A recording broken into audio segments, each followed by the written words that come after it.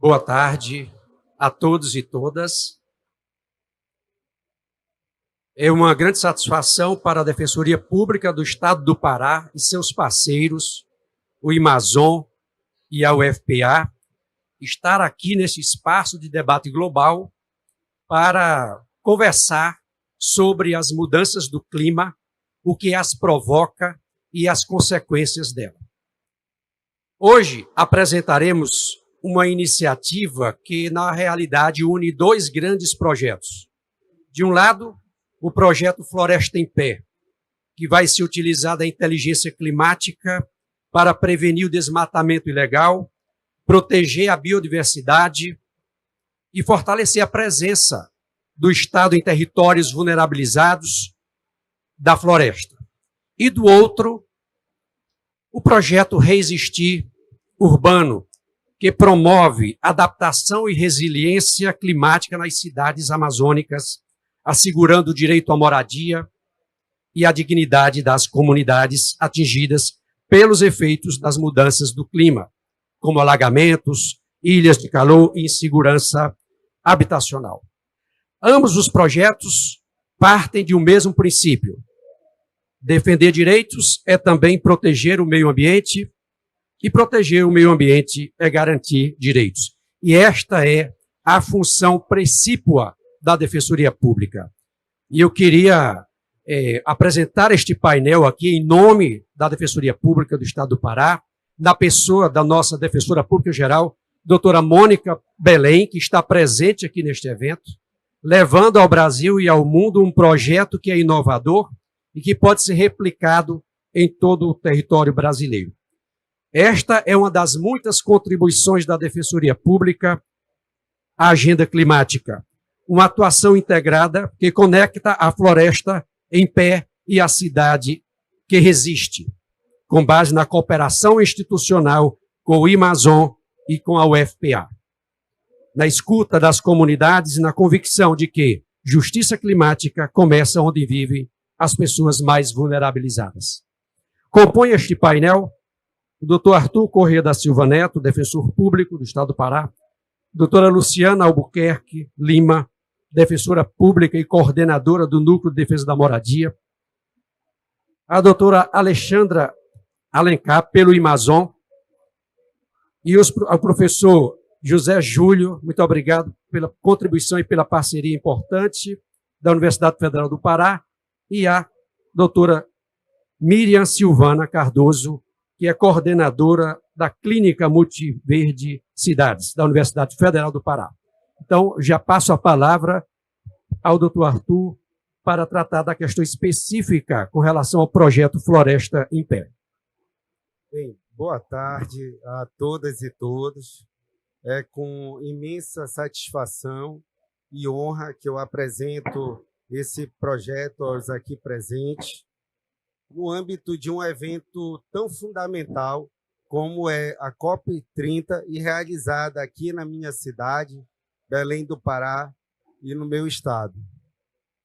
Queria cumprimentar aos integrantes do projeto, doutor José Adalmir Arruda da Silva, que também preside esse painel, cumprimentar o doutor Rodrigo Ayan, dois brilhantes colegas defensores públicos, cumprimentar a doutora Alexandra Alves, do Imazon, doutor Paulo Amaral, não pôde estar aqui presente, mas integra o nosso projeto, e também mencionar aqui, cumprimentar a doutora Luciana Albuquerque, doutora Silvia Noronha, que idealizaram esse projeto, e também os doutores José Júlio e doutora Miriam.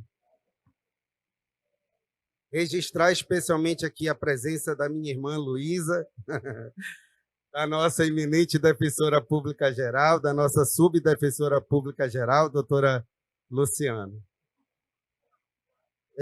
Bem, eu queria principiar minha fala com uma indagação. É possível anteciparmos ao desmatamento evitando o dano ao meio ambiente? Então, desde logo, eu digo-lhes que sim. por meio de uma ferramenta chamada Previsia, que é uma ferramenta algorítmica que ela consegue antecipar com até 1 ano de antecedência ao desmatamento e com uma precisão, com uma acurácia de mais de 73%.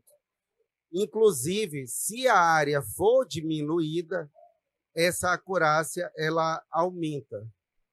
E sobre a Previsia, mais à frente na nossa exposição, a doutora Alexandra irá detalhar como é que é o seu funcionamento. E aí colocar o seguinte, que a Previsia, esse mecanismo, ele me lembra muito aquele filme Minority Report, estrelado pelo Tom Cruise, que o filme se passava no ano de 2054, e ali foi criado um mecanismo que conseguia prever que um crime ia acontecer, então se prendia a pessoa que iria praticar o crime e o crime não acontecia. Nos parece que um mecanismo como esse no direito penal ele seria um tanto quanto duvidoso, para não dizer inconstitucional. Mas aqui no âmbito do direito ambiental, a Previsia, sob o manto, minimamente sob o manto do princípio da precaução, eu entendo que não é só um mecanismo adequado, como absolutamente necessário. E também dizer, doutora Mônica, que mesmo pelo princípio da precaução, no direito ambiental, vige o indúbio pro meio ambiente. Avançando aqui e colocar que eu vou mais explicitar acerca do princípio da precaução, mas avançando aqui, ainda à guisa de introdução, eu queria contar uma história que é o seguinte, como que foi para eu me inspirar a fim de idealizar esse projeto e dizer que eu estava assistindo uma série da Globo News chamada RoboSapiens, e nessa série falava dos bons e maus usos da inteligência artificial. E falava, doutora Alexandra, em um dado episódio, a Previsia como sendo um bom uso da inteligência artificial e colocando o que eu mencionei, que antecipava o desmatamento com uma antecedência de 1 ano, e colocava que era a partir da topografia, do solo, e, enfim, da abertura de estradas legais ou ilegais. Então, quando eu vi esse episódio, eu desde logo já vi uma ampla conexão dessa ferramenta com as nossas atribuições defensoriais. Daí, então, eu procurei o Amazon e cheguei até o doutor Paulo Amaral, que me explicou detalhadamente como é que funcionava a Previsia. Ele, tanto quanto eu, ficou entusiasmado. Nós pensamos numa minuta de um termo de cooperação entre a Defensoria Pública e o Amazon. Foi quando nós levamos essa ideia ao doutor José Arruda e ao doutor Rodrigo Ayan, diretores da Escola Superior, que encamparam de pronto. E, então, nós levamos essa ideia ao, à época, nosso defensor público geral, que também é um entusiasta da tecnologia, doutor João Paulo Ledo, e nós assinamos esse termo de cooperação com o Amazon.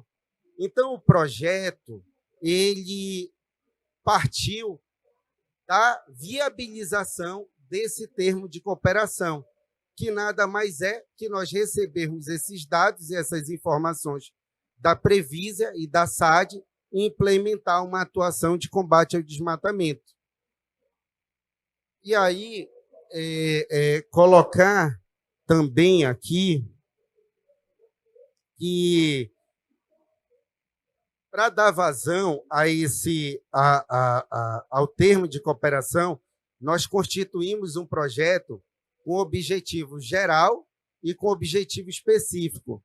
Como objetivo geral é implementar uma estratégia institucional da Defensoria de combate ao desmatamento com base em informações técnico-científicas geradas pela plataforma Previsa e SAD, operados pelo Amazon, com subsídio à nossa atuação judicial e extrajudicial de forma preventiva. E colocar assim que vocês fixem essa palavra preventiva, porque ela é um norte para a nossa atuação. E, quanto a objetivos específicos, criar uma central de justiça climática na Defensoria Pública, no âmbito da Escola Superior, e dizer desde logo que a nossa eminente defensora-geral já comprometeu, firmou o compromisso de criar, no âmbito da nossa instituição, essa central de justiça climática. Desenvolver também uma matriz de risco jurídico ecológico para análise integrada dos dados da Previsa e da SAD, propor os mais diversos tipos de ação civil pública, de obrigação de fazer, não fazer, tutela inibitória. Também algo que é fundamental, que é mobilizar a comunidade local por meio de uma rede popular de monitoramento, e colocar que isso é fundamental, um dos aspectos fundamentais do projeto, que é exatamente trazer a sociedade para, em parceria com a Defensoria Pública, também fazer essa fiscalização. E nós vamos fazer isso inicialmente a partir, doutor Arruda, de um plano piloto, e colocar o seguinte: antes de passar a palavra para a doutora Alexandre, dizer que o diferencial dessa nossa atuação é dela ser de maneira preventiva, como instituição, em legitimidade extraordinária, portanto, fazendo a defesa do interesse alheio em nome próprio. E esse alheio, caiu aqui, e esse alheio que é colocado é a humanidade, é a sociedade, porque eu tenho por premissa que se o meio ambiente ele não é de ninguém, mas ele é de todos. E colocar que esse diferencial, doutora Mônica, se dá porque, até então, normalmente a atuação da Defensoria Pública nessas questões ambientais é de maneira repressiva e reparatória, naquela modalidade de atuação tradicional, representando aquela pessoa que sofreu o dano. O que é importante e é fundamental. Mas, como aconteceu, por exemplo, em Brumadinho, em Mariana, que nós tivemos uma atuação destacada da Defensoria. Mas essa possibilidade aqui de atuação preventiva ela é fundamental, porque nós vamos buscar antecipar ao dano ambiental. E aí colocar o seguinte: com esse formato de atuação que foi concebido, nós pretendemos, com o auxílio da Previsa, antecipar o desmatamento, fazendo aquilo que é o título do nosso projeto, mantendo a floresta em pé. E também dizer o seguinte, que nós sabemos que depois que há a derrubada da árvore, o dano é irreversível.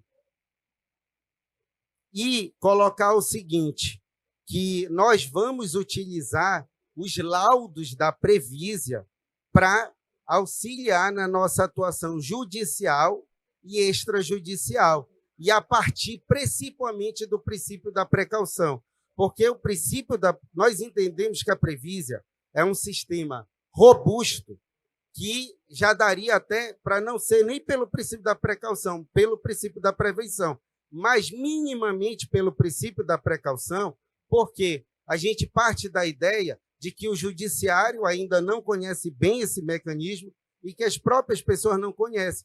E o princípio da precaução ele atua quando há uma incerteza científica. Você, na incerteza científica, minimamente tem que proteger o meio ambiente.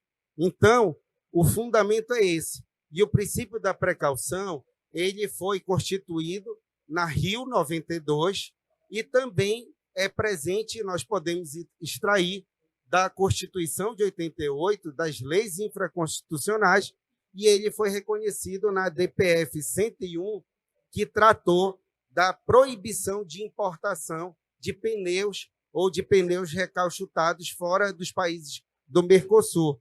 E aí, para passar a palavra à doutora Alexandra, colocar que o STF reconheceu nessa DPF o seguinte: ele reconheceu o princípio da precaução e ele assinalou o seguinte: não se faz necessário comprovar risco atual, iminente e comprovado de danos que podem sobrevir pelo desempenho de uma atividade para que se imponha a adoção de medidas de precaução ambiental. E é exatamente essa que é a concepção da Previsia, que evita, com análise de risco, evitar ou antecipar o dano, que, no caso, é o desmatamento, que nós entendemos que é irreversível. Então, passo a palavra à doutora Alexandra. Bom, muito obrigada. Boa tarde, bom dia ainda a todos os presentes. Bom, o Amazon ele entra dentro do projeto em parceria com a Defensoria Pública, com todo o aparato tecnológico que a gente utiliza para poder justamente prever essas áreas que podem ser desmatadas no futuro e escolher os territórios que nós podemos atuar de forma estratégica, até mesmo para poder destinar os recursos da melhor forma possível nessas atuações. Então, primeiramente, nós fizemos um diagnóstico de todo o estado do Pará e detectamos aonde estão as áreas mais desmatadas no estado. E nós vimos que a distribuição do desmatamento se encontra, infelizmente, em grande parte, em unidades de conservação, que deveriam ser aquelas áreas protegidas para a floresta continuar ali viva com toda a sua biodiversidade, mas estão sendo muito afetadas. 30% ele se encontra dentro de assentamentos de reforma agrária, 11% em imóveis privados, isso tirando toda a sobreposição dos mapas, não somente em imóveis privados. E 41%, quase metade, em áreas não destinadas, que são aquelas áreas onde não há nenhum tipo de informação sobre elas. São áreas que não são terras indígenas, não são assentamentos, simplesmente não há nem a destinação se elas são federais ou estaduais. E elas são muito alvos de grilagem, desmatamento ilegais e outros crimes ambientais. Então, é muito importante saber onde estão essas áreas para saber onde atuar de forma estratégica. Mas, além de saber a distribuição do desmatamento passado, a gente resolveu olhar à frente. E é justamente por conta disso que surgiu a Previsia.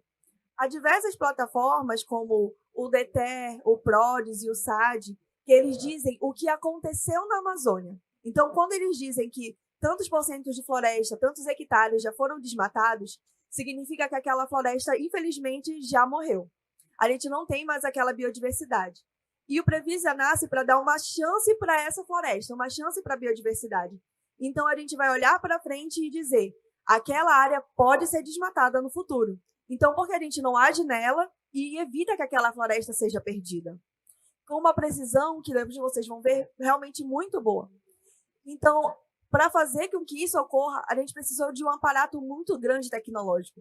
Primeiro, a gente desenvolveu um algoritmo de inteligência artificial para detectar estradas, depois eu vou mostrar o porquê disso. Depois, a gente teve que rodar todos esses dados em um grande computador, no caso, nas nuvens, né, que a gente diz, mas essas nuvens são grandes computadores. E, para isso, a gente utilizou, primeiro, a parceria com a Microsoft, que nos ajudou a desenvolver a Previsia. E, hoje em dia, todos os nossos dados rodam na Google. Então, a gente tem um aparato tecnológico realmente muito grande. A ciência de dados também, que está por trás, com toda a geoestatística, modelagem espacial. Mas o principal componente da Previsia, em toda a sua criação, sempre foi o engajamento com o usuário. Então, a gente sempre esteve em contato com a ponta que usa a informação para saber se ela realmente estava precisa, ela estava sendo feita de uma forma com que ela pudesse ser utilizada pelo usuário, porque esse é o nosso principal objetivo, que essa informação seja utilizada e que a gente erre a previsão que a gente faz, já que a gente quer que a floresta continue viva. E, primeiro, rapidamente, por que, então, mapear essas estradas?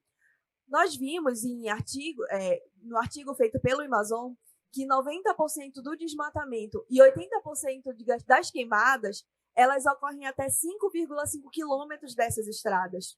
Ou seja, são sempre muito próximos dessas áreas. E elas sempre chegam primeiro. Então, primeiro você precisa de uma via de acesso para depois que haja a ocupação daquele terreno. Então, saber onde há as vias de acesso é muito importante para que a gente saiba áreas que estão pretendendo ser desmatadas ou degradadas no futuro próximo. Então, por isso, acompanhar isso de forma célere é muito importante. Porém, antigamente não havia inteligência artificial e todo esse trabalho era feito manualmente. E vocês podem imaginar o grande trabalho que dava abrir um mapa de toda a Amazônia e ir desenhando em cima de uma imagem de satélite, à mão, todas as estradas que haviam na Amazônia. Isso de forma ágil era, infelizmente, impossível naquela época. Porém, com a vinda da inteligência artificial, nós desenvolvemos um algoritmo que ele detecta em uma imagem de satélite o padrão de estradas da Amazônia. E após ele ser treinado, hoje, um dado que antes demorava meses para ficar pronto, fica pronto em apenas algumas horas.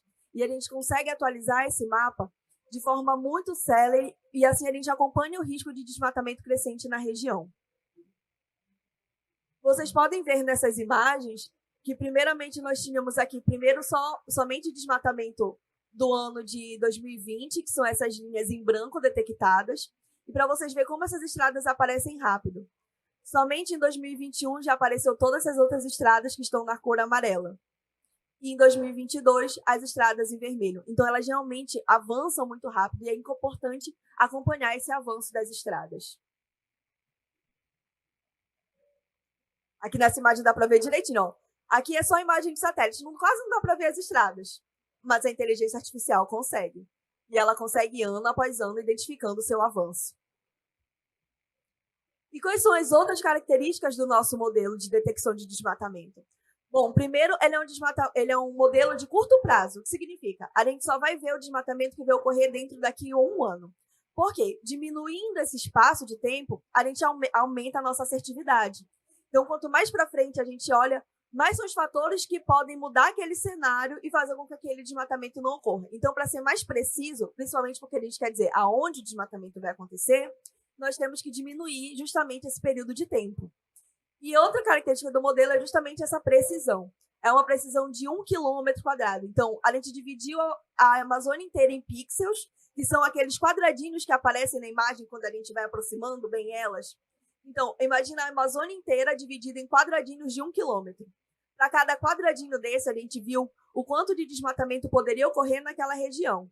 E conforme a área que poderia ser desmatada naquele pixel, a gente atribuiu uma categoria de risco. Então, se ele poderia ser todo desmatado, ele seria um risco alto ou muito alto.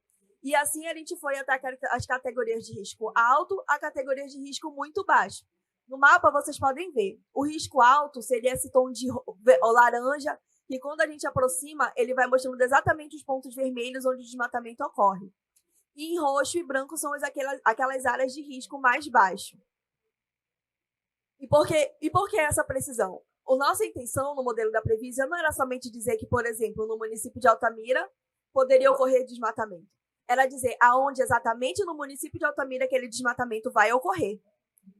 E outras variáveis que a gente utiliza é justamente o desmatamento que ocorreu no passado, características biofísicas, socioeconômicas e geoespaciais daquela região. Então, todo esse conjunto de dados eles são utilizados para a gente fazer essa previsão do desmatamento no período futuro.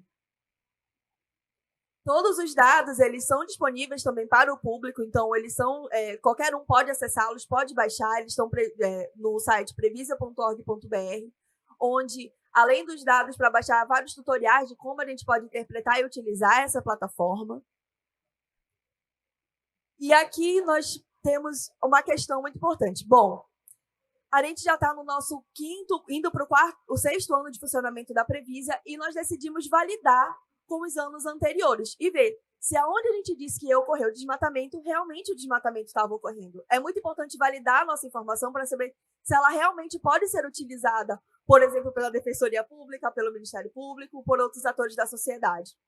E nós vimos que sim. Bom, infelizmente, no caso, porque a gente queria errar a previsão, mas o nosso modelo, ele realmente, com uma precisão muito boa, consegue ver aonde o desmatamento está ocorrendo. E a gente viu que, do ponto que a gente disse que ia ocorrer até no máximo 4 quilômetros daquele ponto, se concentra, em média, 73% do desmatamento da Amazônia Legal. E isso, quando nós vamos ver, é realmente muito bom comparando com uma área de toda a Amazônia. É uma área tão grande quanto a Amazônia. E vocês podem ver nesse mapa justamente isso. Em laranja e em vermelho nós temos o risco alto e muito alto, e em preto são os polígonos de desmatamento. E vocês podem ver que eles realmente se concentram nessas áreas de desmatamento mais alto. Uma estratégia que a gente viu com a Defensoria foi justamente unir, então, esse dado de previsão de risco de desmatamento com os dados de CAR, já que, historicamente, a maior parte do desmatamento ela se concentra justamente nessas áreas de cadastro ambiental rural, que apresentam CPF e apresentam CNPJ. Então, é muito importante a gente saber quando o desmatamento, ligar o desmatamento a uma área dessa, porque a gente pode saber aonde atuar e para quem mandar essa atuação, né? Então, nós unimos as duas informações e, através de todo um trabalho já estatístico, a gente conseguiu classificar cada CAR por um nível de risco.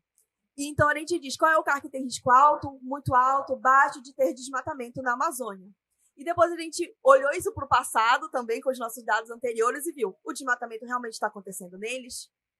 E sim, o desmatamento estava se concentrando. Então, para vocês terem uma ideia, somente 10% dos CARs da Amazônia Legal tem a classificação de risco alto e muito alto. Porém, eles foram responsáveis por 73% do desmatamento que ocorreu na região. Então, realmente, focar os nossos esforços nesses CARs de risco alto e muito alto poderiam realmente nos ajudar a controlar o desmatamento de forma mais efetiva. E com isso nós estamos criando todo um documento de notificação para cadastro ambiental rural, que pode ser enviado para proprietários rurais, que eles saibam que a gente viu que o desmatamento pode ocorrer ali, naquela área, e como o doutor disse, inibir que aquela ação ocorra. Afinal, a nossa missão é que a floresta continue viva. Não é punir, e sim preservar a floresta. Bom, muito obrigada. Dando continuidade aqui à nossa apresentação, Cronos, né? Ele... Então, dando continuidade, colocar o seguinte, que o fluxo vai ser esse. O Amazon vai encaminhar esses dados da Previsa e da SAD, nós vamos processar na nossa central de justiça climática, na Defensoria, e vamos verificar qual vai ser a providência que nós vamos tomar, como, por exemplo, a abertura de procedimento administrativo preparatório para atuação na tela coletiva, para PATC, viabilizar audiências públicas, recomendações, também educação em direitos, que é um dos pilares desse projeto, enfim, desenvolver e formular os mais diversos tipos de atuação.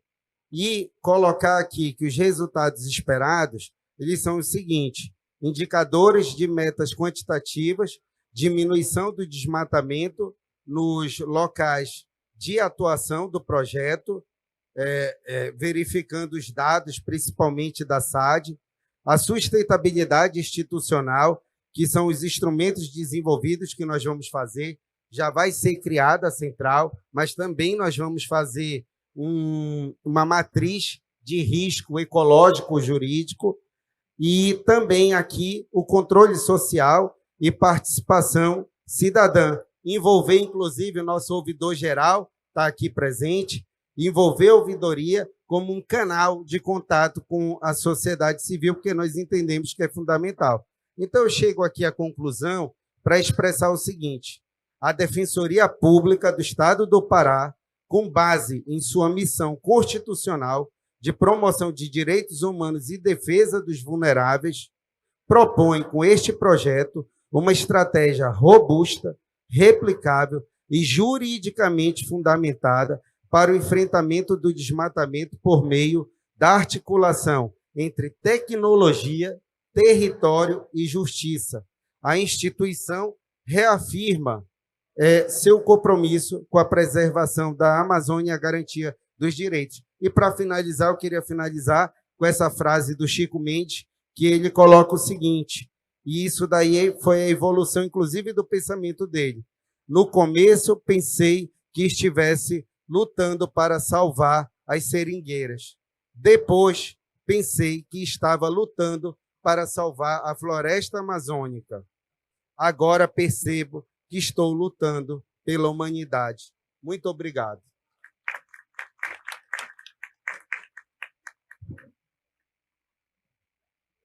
Obrigado, doutor Arthur, doutor Alexandre. Eu já passo a palavra diretamente aqui para a Luciana. Passa aqui o pendrive.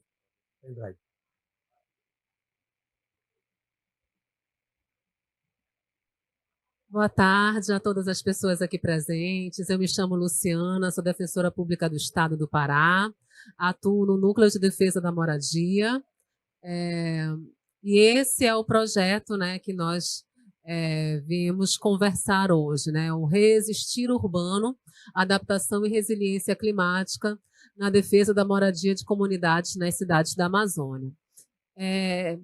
Esse projeto é resultado do trabalho coletivo do Núcleo de Defesa da Moradia, escrito por mim e pela colega Silvia Noronha, também defensora pública, mas que conta com a cooperação, a parceria institucional fundamental da Universidade Federal do Pará, que aqui está representada pela professora Miriam, que é a coordenadora da Clínica Multiversidades, que é a Clínica de Acesso à Justiça, e pelo professor José Júlio, professor da Faculdade de Arquitetura e Urbanismo, do Laboratório Cidades na Amazônia. Esse trabalho, esse projeto, então, como acabei de dizer, ele é resultado da atuação do Núcleo de Defesa da Moradia, que tem por função institucional, né, a sua grande vocação é a defesa da moradia de comunidades urbanas na região metropolitana de Belém. Essas comunidades, hoje já atuamos com 263 comunidades, algumas estão envolvidas em conflitos possessórios, fundiários pelo uso da terra, mas outras não, outras estão pacificadas e têm a demanda, a principal demanda perante a Defensoria Pública pela política de regularização fundiária urbana. A Defensoria Pública entende a regularização fundiária urbana numa acepção ampliada, numa acepção complexa, que vai além da regularização registral, documental, mas vai ao alcance do direito à cidade, do acesso à infraestrutura urbana e do acesso ao bem-estar socioambiental. E isso também revela o caráter complexo que o próprio direito à moradia assume na visão da Defensoria Pública do Estado.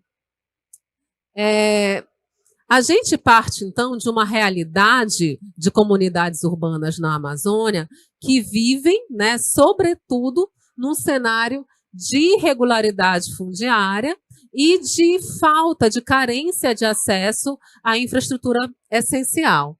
Esse é o mapa da região metropolitana, né, do IBGE, das favelas e comunidades urbanas. O que é importante frisar aqui?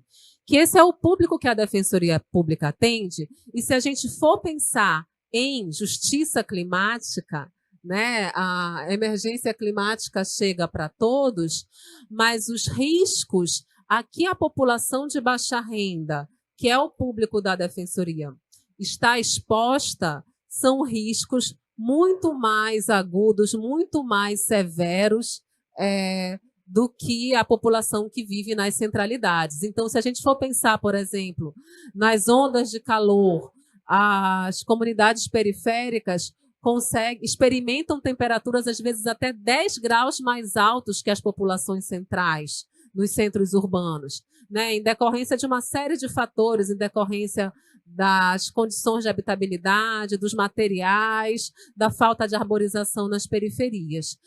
Mas o que é muito histórico dentro da lógica das cidades da Amazônia e do Brasil em geral é que, numa falência absoluta do Estado, e aqui eu digo Estado, né, nas 3 esferas, em promover política pública de habitação, a população de baixa renda existe e resiste a partir de uma ocupação irregular nas áreas que conseguem ocupar, que geralmente são áreas ambientalmente frágeis, são encostas de morro, são margens de rio, leitos de rio. Isso aqui é uma comunidade urbana aqui no bairro da Terra Firme, em Belém, ocupando um leito de rio, e o que as torna muito mais vulnerabilizadas aos riscos hidrológicos, né, sobretudo em cidades da Amazônia, cidades de várzea, sujeitas a alagamentos, a inundações. Então, essa é a realidade das comunidades com as quais nós trabalhamos.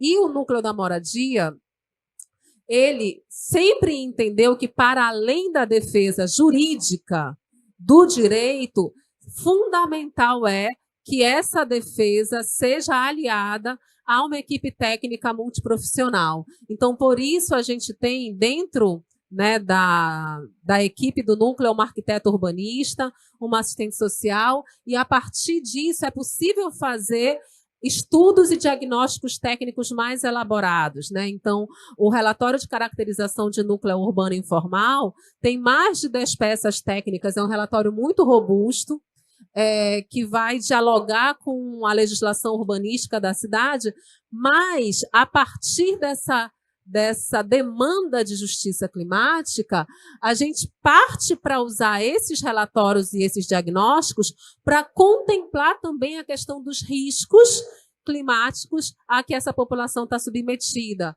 topográficos, geológicos, hidrológicos, de ondas de calor, né? Então, isso é possível a partir desse trabalho técnico. E para que isso é feito?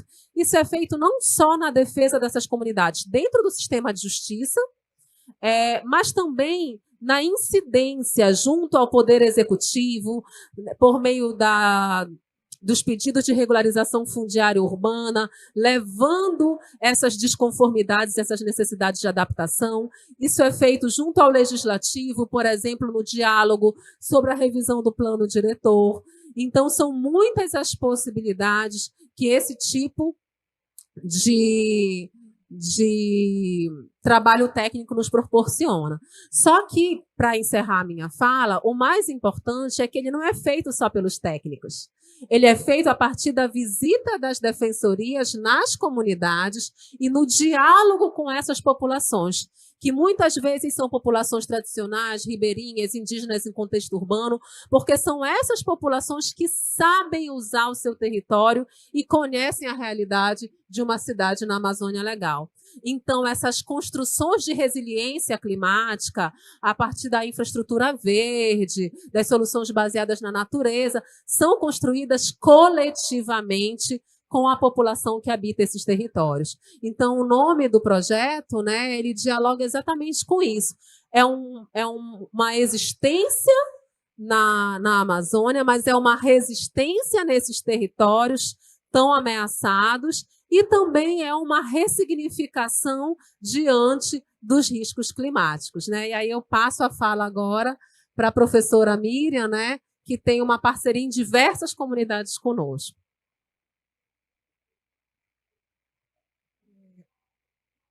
Bom dia, boa tarde, né? Boa tarde a todos. Eu vou dar aqui continuidade, mas eu quero iniciar com...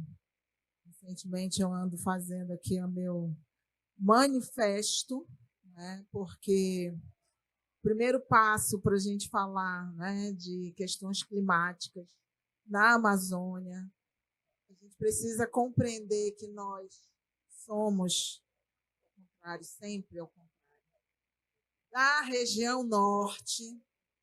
Né? Importante a gente se reconhecer neste território periférico, onde a Amazônia é a nossa casa. Esse é o primeiro passo para que a gente possa fazer com que as discussões, as reflexões, elas saiam de fato de quem vive, né, as dores e os sabores de viver a Amazônia. E isso precisa ser registrado e falado. A gente precisa se entender como parte disto, né? Nos colocando como elementos que compõem o meio ambiente. Somos um dos elementos. Então, esse é um primeiro momento. E o segundo, que eu acho que é importante, eu vou passar, né? Mas eu vou errar, mas tudo bem. Entender que, a partir dessa desconstrução ou reconstrução do olhar, nós temos que entender, então, que a Amazônia ela é um recorte que exige múltiplos olhares, e que ele abriga múltiplas cidades dentro da mesma cidade, né? E que nós somos um território predominantemente entrecortado por rios e igarapés, que desde o início da nossa civilização é o território, o espaço de ocupação, de sobrevivência, não é? De espaço de troca com o meio ambiente. E aí a gente precisa entender que existem dois caminhos. Ou a gente discute o meio ambiente a partir do que está posto na norma, que estabelece áreas de proteção em diferentes categorias, muitas delas estabelecidas, olhadas de cima para baixo, sem compreender e conhecer o lugar, o território, a partir das suas vivências, das suas experiências, que é o que está lá demarcado na norma, e tudo que está fora, está em desconformidade, vai ser considerado como irregular, não é? E temos um outro lado que nós precisamos compreender esse urbano na Amazônia, como um território de sobrevivência. E, portanto, ele precisa ter a sua proximidade com a água, que é o nosso meio de transporte, de locomoção, que é o nosso espaço de lazer, de entretenimento. Então, na Amazônia, nós não podemos construir um muro dividindo rio e a comunidade, os usos que se dão. E aí a gente precisa compreender, então, que nós precisamos também trazer para essa discussão a necessidade de pensar sobre as conformidades socioambientais, e não somente a partir da irregularidade ou da regularização que se impõe a diferentes contextos, porque em muitos deles a própria regularização ela é uma ameaça àquela comunidade. Então, a gente precisa trazer para essa discussão sobre as questões climáticas esses dois recortes, pelo menos, do campo que eu atuo, que é dentro do campo do direito e dentro do campo das tecnologias. E é nesse contexto que surge a clínica Multiversidades, com C de cidade, não está errado. É justamente para destacar as múltiplas cidades que existem na Amazônia, né? Então, é nesse sentido que nasce a clínica Multiversidades, de uma experimentação já de décadas de atuação numa conexão entre Instituto de Tecnologia com o Instituto de Ciências Jurídicas, num forte diálogo com as organizações sociais. E nós começamos, inclusive, com esse diálogo enquanto um coletivo escola, porque para que a gente pudesse estudar, pesquisar, ensinar sobre o urbano, sobre as periferias, não é? Nós precisávamos fazer esse diálogo com quem, de fato, vive esses espaços. Então, nós começamos como um coletivo escola, passamos a ser um laboratório e hoje nós temos uma clínica. Então, assim, quando pergunto o que é o Multiversidade, eu brinco que ele é uma poeira, porque para que a gente possa compreender esses diferentes territórios, né, com todas as suas instituições consolidadas, a gente precisa ter esses diferentes espaços, dialogar com diferentes atores, para que a gente, dessa conexão, consiga trazer alguns pontos para que a gente possa repensar o nosso sistema jurídico, nossas normas técnicas, porque, em regra, como são áreas, são territórios demarcados como áreas de preservação ou áreas de proteção ou de faixas de domínios de rodovia, que são áreas juridicamente que não deveriam estar ocupadas, as normas, os parâmetros, eles não enxergam esses espaços. E a gente precisa fazer um processo que a gente fez, né? A gente brinca que é uma metáfora do matei a lei, para que a gente possa se aproximar e entender esses espaços sem toda aquela carga de rótulos e valores, normas e aspectos técnicos que nós fomos ensinados na universidade. E aí é o momento da desconstrução. Então, o espaço ele é essa tentativa e essa conexão com a Defensoria Pública, ela faz parte da nossa roda, né, de assessoria institucional, mas a gente tem a assessoria técnica e tem a assessoria popular, e aí a gente faz nesse conjunto de conexões alguns trabalhos, mas, sobretudo, ouvindo a comunidade, que é o espaço de troca, né, e de vivência a partir dos saberes tradicionais, das relações que eles têm com as questões climáticas, como é que se dá todo o processo construtivo nesses espaços que, do ponto de vista físico-natural, na Amazônia, são áreas de várzea, que sofreram ou que vêm de um processo de aterro, né, com o nosso material, que é base da nossa alimentação,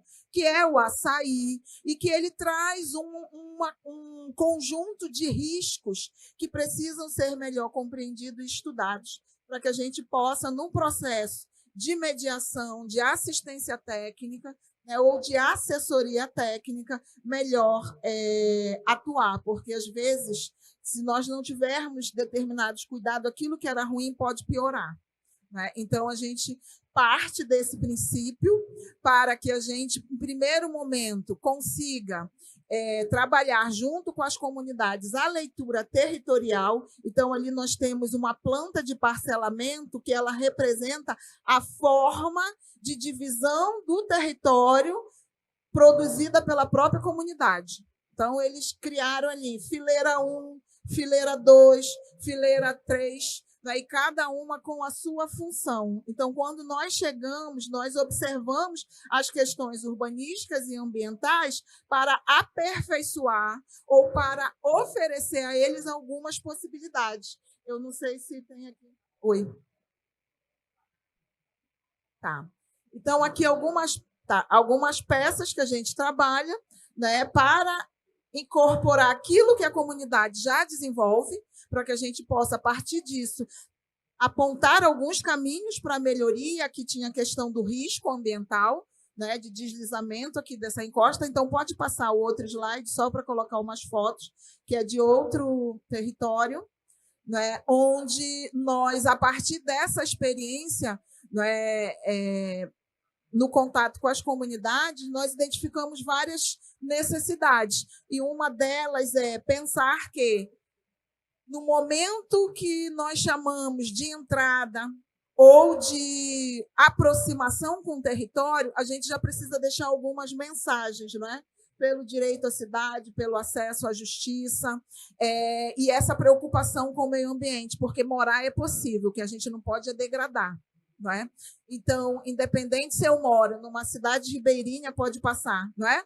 Ou numa área de terra firme, nós precisamos deixar essa mensagem e depois voltar para ver o que ficou da semente plantada. Então, aqui é uma segunda comunidade onde nós fizemos, né, o auxílio a partir da planta de parcelamento que já existia, que parte ainda está preservada, outra não, porque ela foi fruto de um processo de ocupação social, né, e aí reconhecendo, então, as divisões. E aí, na primeira visita, nós já falamos sobre a questão ambiental, de preservação das áreas verdes. Então, quando nós voltamos aqui, em alguns outros momentos, nós vimos que as manchas de área verde elas aumentaram e a área do córrego ela se mantém preservada e limpa, né, e não ocupada. E aí, já nessa última visita técnica, nós já conhecemos, né, toda a área de segurança alimentar com várias espécies, que, inclusive, foi oferecida à Comissão de Conflitos Fundiários, né, junto com a Defensoria e a universidade, né, eles bateram açaí, já ofereceram para a comunidade, com espécies de coco que foram plantados pós a visita inicial. Então, hoje eles já estão caminhando, né, na colheita de frutos ali a acerola. Então, mostrando que a comunidade, as periferias, elas não são só pobreza e precariedade. Elas têm potencialidades, elas têm vivências, elas têm conhecimento que nós precisamos aprender com eles e como é que tecnicamente, juridicamente, a gente pode potencializar essas ações. Então, aqui a questão, olha, do lixo, e eles construíram a casinha para a destinação dos resíduos, né? E já a canalização e as ações de limpeza, né, do córrego, comparando ali com a primeira. Então, e aí a mensagem da comunidade dizendo que muito ainda está por vir.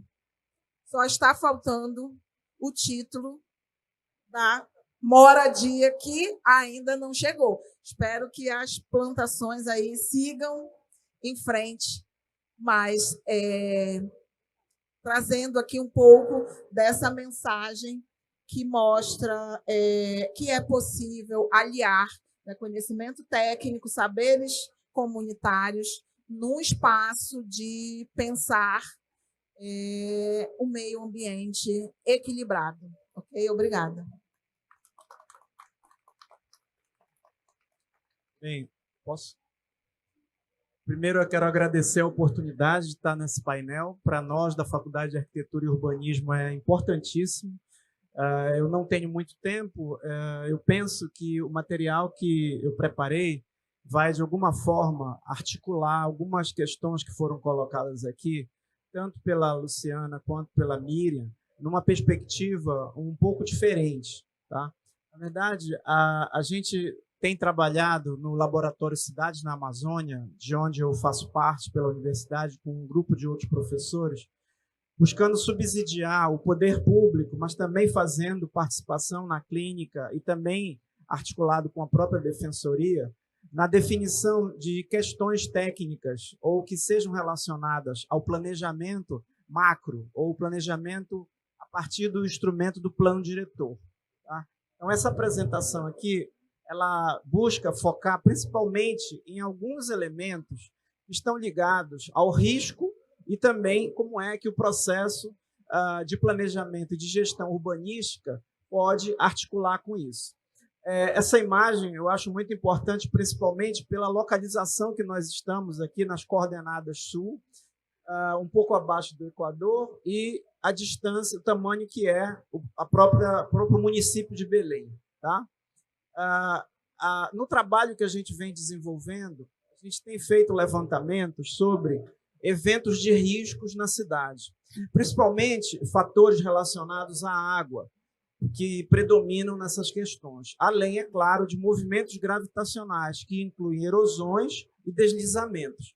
Longe de serem deslizamentos com cotas muito altas, mas é importante mostrar o quanto muitos dos problemas relacionados à água também estão ligados a essa questão, principalmente pelos processos de erosão e que levam a algumas situações de acidentes. Tá?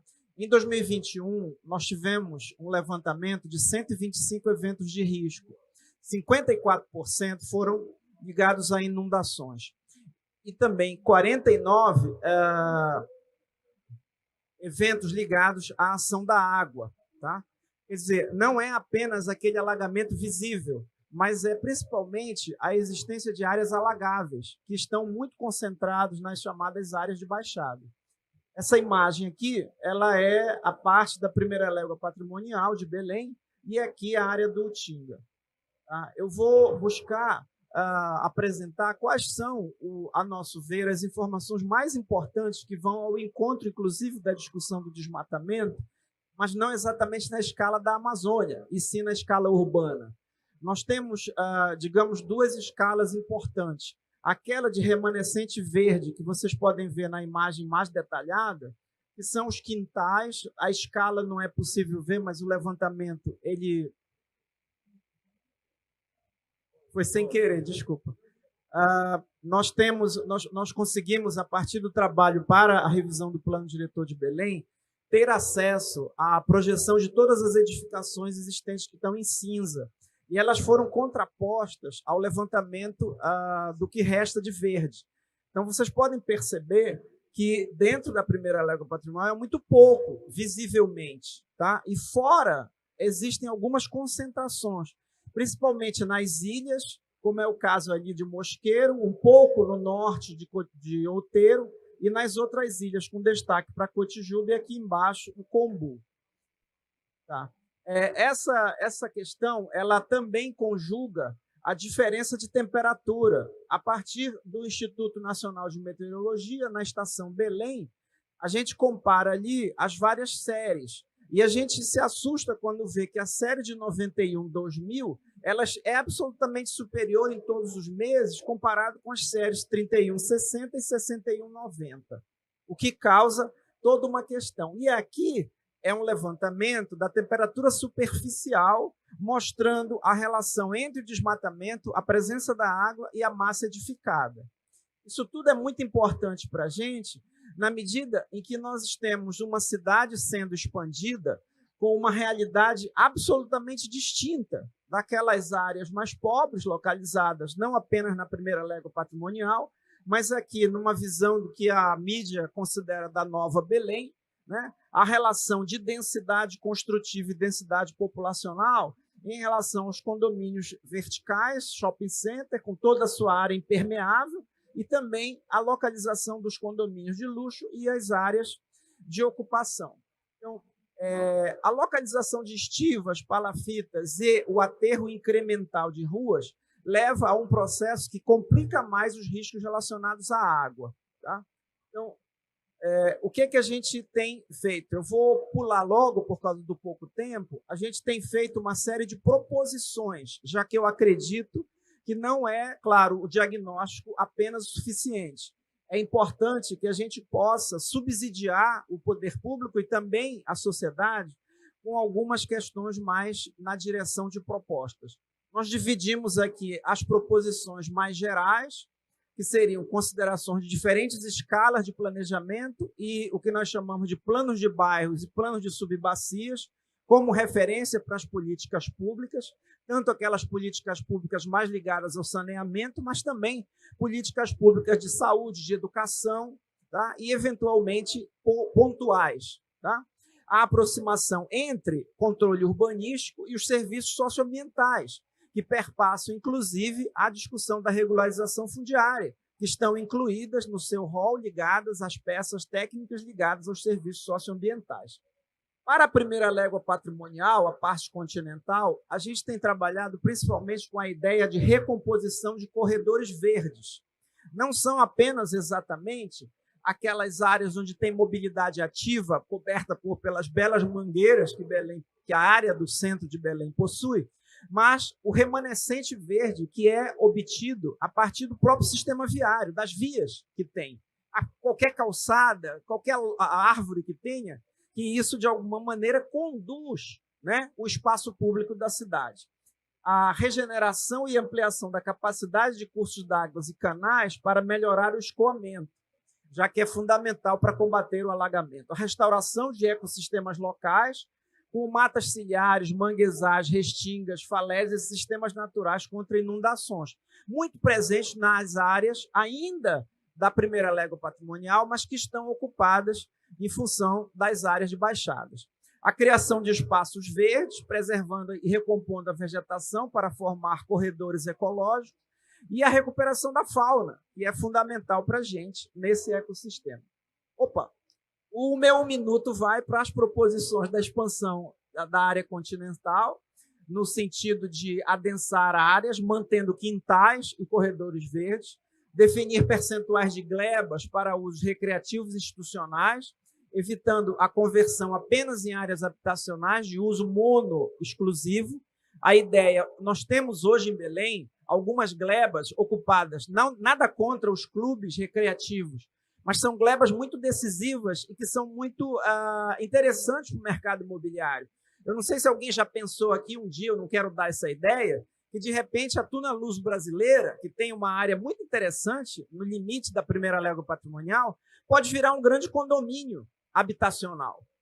É lógico que a gente não quer que isso aconteça de um dia para o outro, E o nosso sistema de regulação urbanística ele não dá conta de trabalhar com casos muito específicos. Então, essas proposições elas vão muito nessa direção, relacionando principalmente a recomposição de corredores verdes que eventualmente existam nessas áreas, a fitorremediação para descontaminar a parte hídrica e nas ilhas um rol de recomendações que buscam incluí-las no sistema de gestão.